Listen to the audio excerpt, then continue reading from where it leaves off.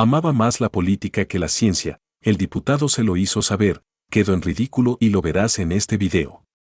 Hace casi un año, salió a la luz un video en el que un diputado gringo habla con una tía científica que estaba postulando para ser asesora de ciencia del presidente de Estados Unidos, Joe Biden.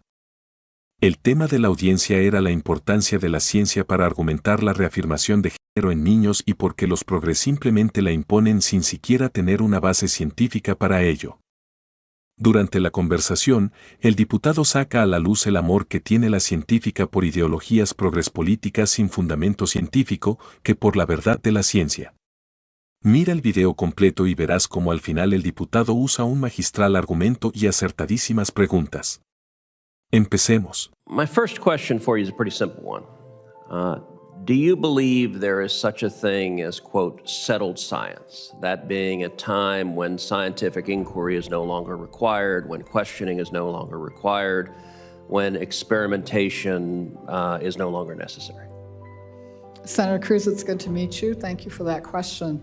The enterprise of science is one of inquiry, and over time there are fields where the scientific consensus emerges. It's been tested under a broad set of circumstances, and it starts to feel immutable. It never really fully is, but that is the nature of scientific inquiry, is to continue to ask those questions and to examine any topic from all perspectives.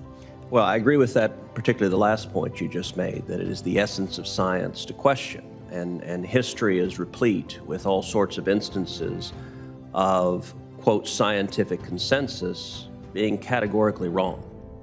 And the mantra of settled science is often a mask for a political agenda to prevent scientists from asking questions that are inconsistent with the political agenda. We know that it was once settled science that the Earth was the center of the universe, and Galileo was a heretic for daring to question otherwise. It was settled science less than 200 years ago that hand washing did nothing to prevent the spread of disease, that everyone knew disease was caused by an imbalance of bad air or evil spirits.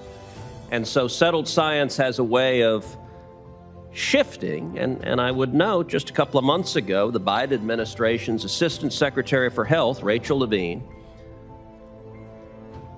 all but said that the science surrounding, quote, gender-affirming care was, quote, settled, specifically, and the quote was, quote, there is no debate in the medical community about the medical or scientific validity of gender-affirming care.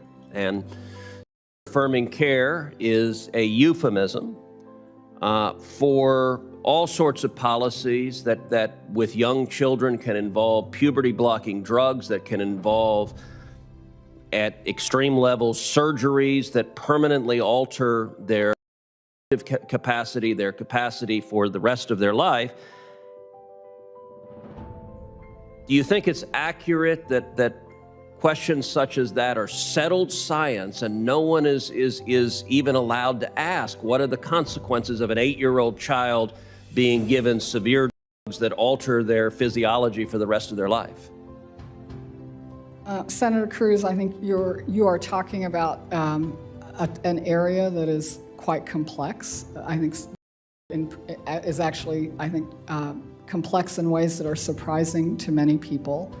And my view on this matter is that fundamental to this topic is respect for the individuals who are involved. And I would keep coming back to that as okay, but you're not answering my question. Do you believe it is settled science and thus it is unacceptable to ask questions about the impact of a child of administering severe, life-altering drugs at very young ages? Do you think that is settled science and nobody is allowed to question it? Senator, that's an area that's, again, very complex. It's not one that I have deep personal familiarity with.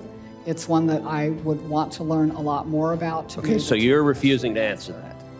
But like, it ought to be really easy. Of course, you can ask questions about what's the impact of giving life-altering drugs to kids. That is not a complicated. I can tell you, if I go home to Texas and I get 100 people in a room, I promise you 99 of them will say, well, of course we ought to ask a question about that. I find it amazing that you're nominated to be a cabinet-level position as the president's science advisor, and you're not even willing to acknowledge that asking questions about the long-term physical and emotional health to a child, asking those questions is okay.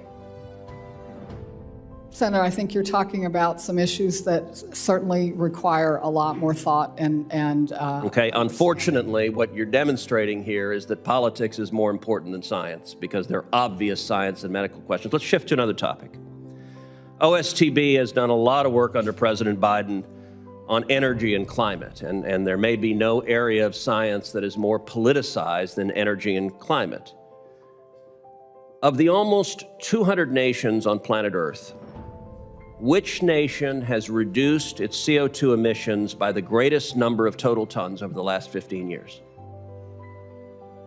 Senator Cruz, I would probably want to look at the data to give you a complete answer to that. I know the U.S. has been very good at reducing our emissions after having a long history of being the greatest emitter. Okay, the complete answer is the United States of America, which has reduced our CO2 emissions by more than 600 million metric tons in the past 15 years. And my last question, because my time has expired, what is the principal cause of the United States leading the world in the reduction of CO2 emissions? And there is an objectively correct answer to this.